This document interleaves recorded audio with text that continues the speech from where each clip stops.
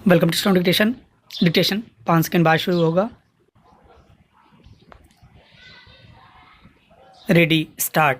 WhatsApp की निजता संबंधी नीति पर उसे और उसके स्वामित्व वाली कंपनी फेसबुक को नोटिस जारी कर सुप्रीम कोर्ट ने यही संकेत दिया कि ये कंपनियां निजता की रक्षा को लेकर सतर्क नहीं। यह संकेत उसकी इस टिप्पणी से भी मिला कि आप होंगे ट्रिलियन डॉलर कंपनी के मालिक, लेकिन निजता भी उससे भी बड़ी है। व्हाट्सएप निजता की रक्षा के मामले में किस कदर लापरवाह है, इसका पता उसके इस जवाब से चलता है कि यदि भारत में यूरोप की तरह कानून बन जाएगा तो वह भी सतर्कता का परिचय देगा। इसका मतलब है कि कानून के अभाव में वह निजता की परवाह नहीं करेगा। ऐसे जवाब उसके मनमाने रवैये को ही प्रकट करते हैं। इस तरह की मनमानी का परिचय अन्य इंटरनेट आधारित प्लेटफॉर्म भी दे रहे हैं। इसी कारण चंद दिनों पहले सुप्रीम कोर्ट ने हिंसा और बैर भाव बढ़ाने वाली फर्जी खबरें फैलाने एवं फर्जी अकाउंट तैयार करने की सुविधा देने की शिकायत पर ट्विटर को नोटिस जारी किया। फेसबुक, ट्विटर आदि प्लेटफॉर्म भले ही यह दावा करते हों कि वे बिना किसी दुराग्रह लोगों को अपनी बात कहने का अवसर देते हैं, लेकिन सच यही है कि वे एक एजेंडे के तहत ऐसे तत्वों को संरक्षण समर्थन देते हैं जो झूठ और वैमनस्य फैलाने का काम करते हैं। इन प्लेटफॉर्म का दुरुपयोग किस आसानी से किया जा सकता है, इसका ताज़ा उदाहरण है पर्यावरण कार्यकर्ता दिशा रवि की गिरफ्तारी। यह गिरफ्तारी इस आरोप में की गई है कि दिशा रवि ने भारत को बदनाम करने और देश में हिंसा भड़काने के मकसद से एक दस्तावेज तैयार करने में मदद की। यह वही दस्तावेज है जिसे टूल किट के रूप में ग्रेटा थनबर्ग ने ट्वीट किया था। माना जाता है कि इस टूल किट के पीछे कनाडा में रह रहे खालिस्तानी हैं। दिशा रवि की गिरफ्तारी पर हंगामा मचा है, लेकिन वह इस हंगामे से बेगुनाह नहीं साबित होने वाली। यह देखना अदालत का काम है कि वह बेगुनाह है या गुनहगार।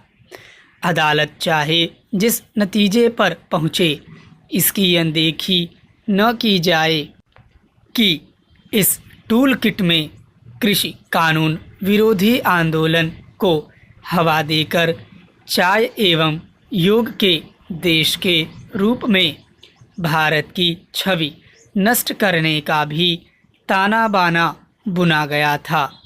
क्या ऐसा करने से पर्यावरण और किसानों के हितों की रक्षा हो जाएगी? इस सवाल से मुंह चुरा रहे लोग इससे इनकार नहीं कर सकते कि फेसबुक और ट्विटर सरीखी कंपनियां जानबूझकर विमर्श को दूषित करने और अफवाहें फैलाने का काम कर रही हैं। हालांकि उनके पास इस सब पर रोक लगाने की तकनीक है, लेकिन वे मनमानी का परिचय देने में लगी हुई हैं। चेंज महंगाई और सुस्त अर्थव्यवस्था से पार पाने की कोशिशों के बीच अगर डीजल, पेट्रोल और घरेलू गैस की कीमतों में लगातार बढ़ोतरी दर्ज हो रही है तो लक्षित विकास दर तक पहुंचने के रास्ते में यह बड़ा रोड़ा साबित हो सकता है। पेट्रोल और डीजल की कीमतें एक हफ्ते से लगातार बढ़ रही हैं। इसका नतीजा यह है कि देश के ज़्यादातर शहरों में इसकी कीमत 90 से 100 रुपये के बीच पहुंच गई है।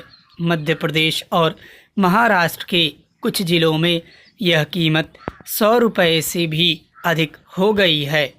यही हाल घरेलू गैस का है।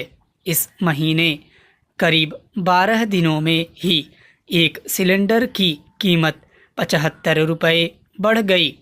इसे लेकर स्वाभाविक ही आम लोगों में निराशा और नाराजगी है। विपक्ष को सरकार पर हमला करने का एक और मौका मिल गया है।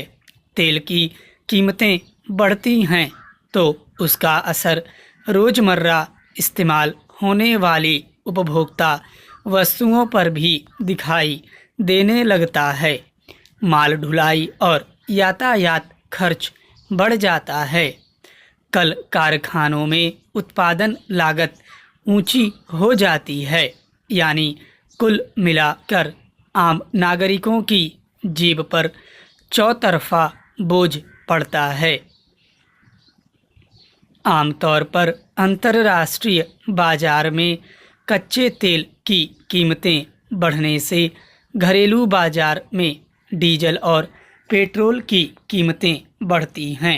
मगर अनेक मौक़ों पर देखा गया है कि जब अंतर्राष्ट्रीय बाजार में कीमतें काफ़ी कम रही हैं तब भी हमारे यहाँ तेल की कीमतें बढ़ी हैं। इस वक्त भी कच्चे तेल की कीमतें इतनी अधिक नहीं हैं कि उनका बोझ डीजल, पेट्रोल की कीमतें बढ़ाकर कम किया जाए। जब केंद्र में भाजपा की अगुवाई वाली सरकार पहली बार आई थी तब अंतर्राष्ट्रीय बाजार में कच्चे तेल की कीमतें काफ़ी कम हो गई थीं। उस वक्त सरकार ने ऐलान किया था कि वह तेल की कीमतें कम नहीं करेगी। एक विशेष कर के रूप में उसे एकत्र कर एक तेल पूल तैयार करेगी जो संकट के समय काम आएगा। वह कर लगातार बढ़ता गया है पर अब तक न तो उस एकत्र पैसे से कोई तेल पूल तैयार किया गया है और न ऐसा कोई उपाय जिससे जब अंतर्राष्ट्रीय बाजार में तेल की कीमतें कम हों तो अधिक से अधिक कच्चा तेल खरीद कर रखा और तेल की कीमतें संतुलित रखी जा सकें। गनीमत है कि पिछले साल जब इसी तरह तेल की कीमतें बढ़नी शुरू हुई थीं तो कुछ राज्य सरकारों ने अपने यहाँ वैट दरें घटा दी थीं जिससे कीमतें कुछ राहत देने वाली हो सकी थीं। मगर राज्य सरकारों की भी अपनी सीमा है। वे बार बार ऐसा नहीं कर सकती। विचित्र है कि ऐसे समय में जब बहुत सारे छोटे और मंझोले उद्योग, रेहड़ी पटरी के कारोबार, दुकानें आदि बंद हो चुकी हैं, बहुत सारे लोगों की नौकरियां जा चुकी हैं, लाखों लोगों को पहले से कम वेतन पर गुजारा करना पड़ रहा है, महंगाई निरंतर बढ़ती जा रही है, तब भी तेल की कीमतों को नियंत्रित करने का प्रयास नहीं हो रहा। सरकार का दावा है कि जल्दी ही अर्थव्यवस्था ऋणात्मक स्तर से ऊपर उठकर धनात्मक रुख कर लेगी, मगर हकीकत यह है कि दुनिया के 193 देशों में विकास दर के मामले में भारत की स्थिति 160 से भी नीचे के पायदान पर पहुंच चुकी है। इस स्थिति में तेल और घरेलू गैस जैसी वस्तुओं के दाम को सरकार अगर संभाल नहीं पा रही तो उसके लिए महंगाई और अर्थव्यवस्था की चुनौती से पार पाना कठिन ही रहने वाला है। स्टॉप।